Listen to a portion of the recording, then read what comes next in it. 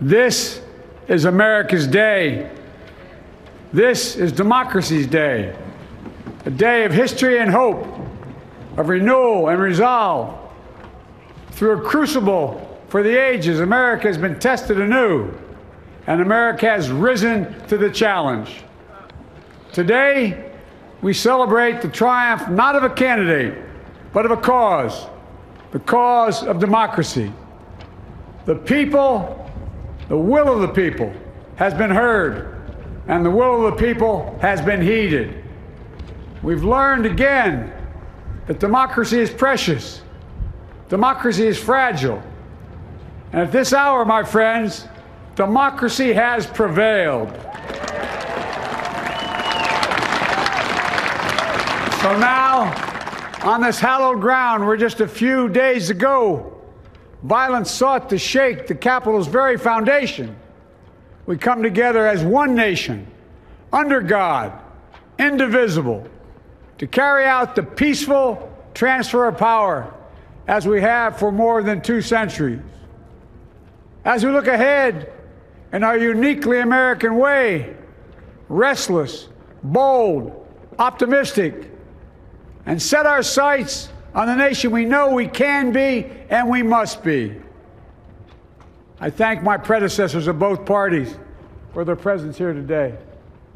I thank them from the bottom of my heart. And I know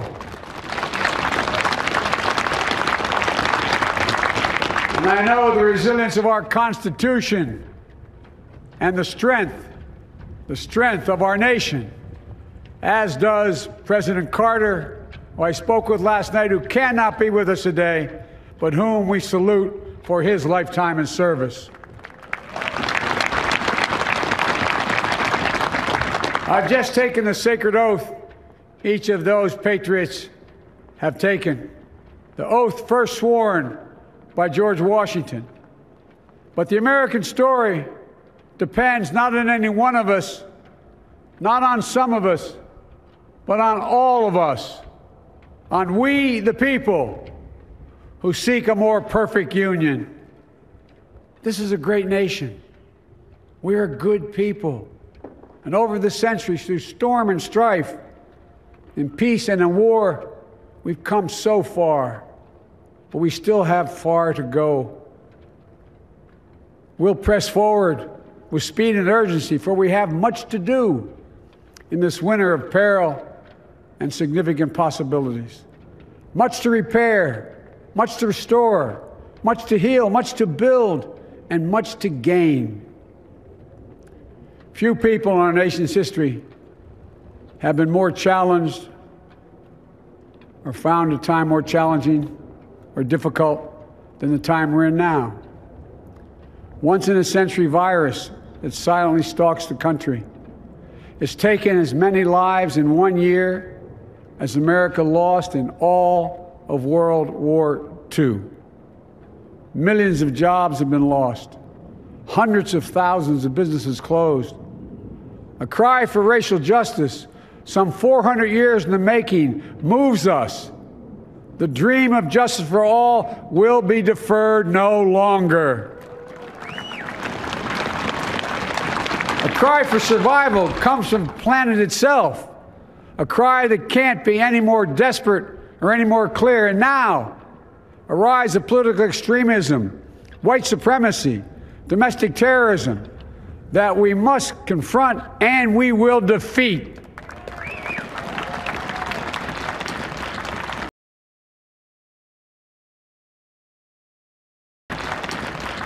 To overcome these challenges, to restore the soul and secure the future of America, requires so much more than words. It requires the most elusive of all things in a democracy: unity. Unity.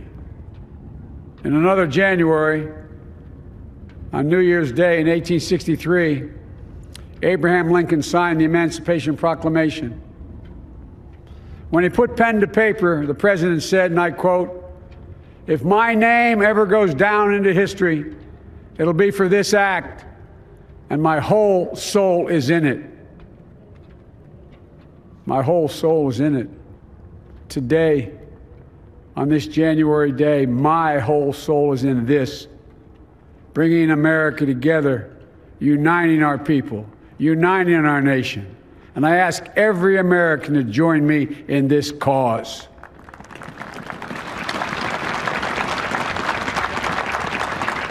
Uniting to fight the foes we face: anger, resentment and hatred, extremism, lawlessness, violence, disease, joblessness, and hopelessness. With unity, we can do great things, important things. We can right wrongs. We can put people to work in good jobs. We can teach our children in safe schools. We can overcome the deadly virus.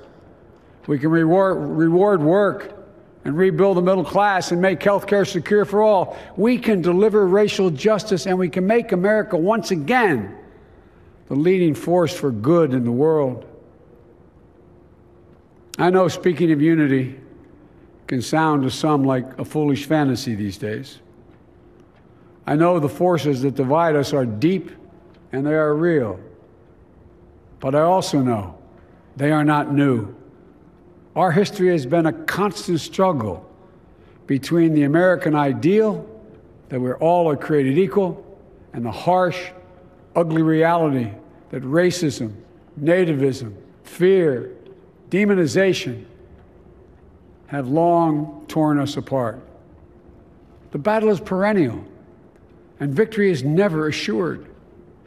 Through Civil War, the Great Depression, World War, 9/11, through struggle, sacrifice, and setbacks, our better angels have always prevailed.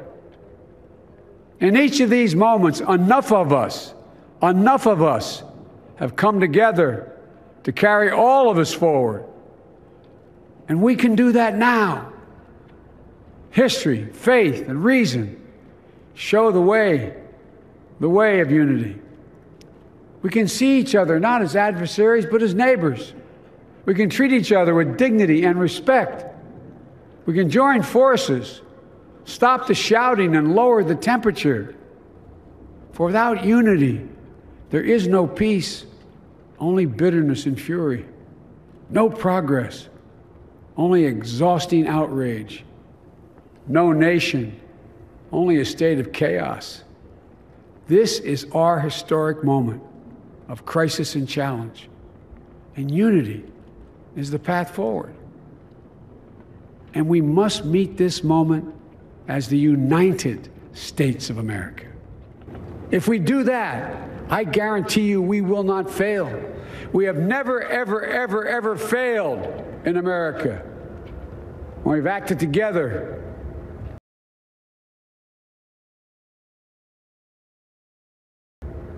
And so today, at this time, in this place, let's start afresh, all of us.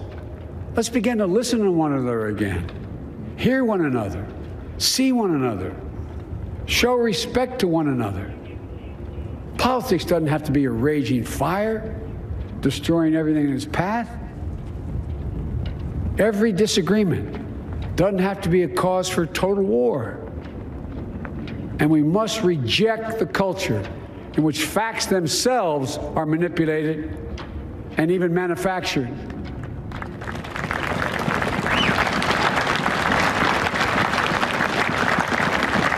My fellow Americans, we have to be different than this. America has to be better than this.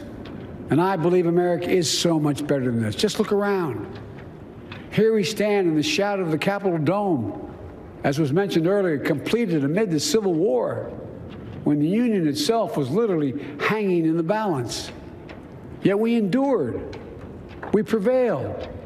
Here we stand, looking out on the great mall where Dr. King spoke of his dream. Here we stand where 108 years ago, at another inaugural, thousands of protesters tried to block brave women marching for the right to vote. And today, we mark the swearing in of the first woman in American history elected to national office, Vice President Kamala Harris. Don't tell me things can't change.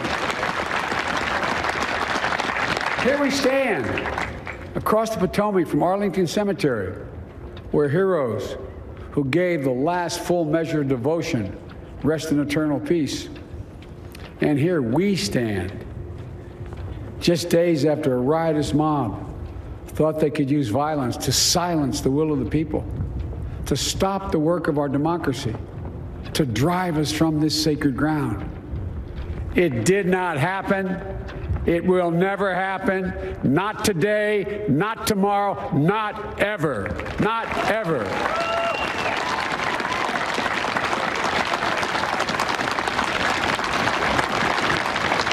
To all those who supported our campaign, I'm humbled by the faith you've placed in us.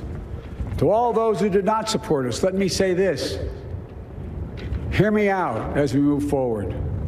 Take a measure of me and my heart. And if you still disagree, so be it. That's democracy. That's America. The right to dissent peaceably within the guardrails of our republic is perhaps this nation's greatest strength. Yet hear me clearly. Disagreement must not lead to disunion. And I pledge this to you. I will be a president for all Americans. All Americans. And I promise you, I will fight as hard for those who did not support me as for those who did.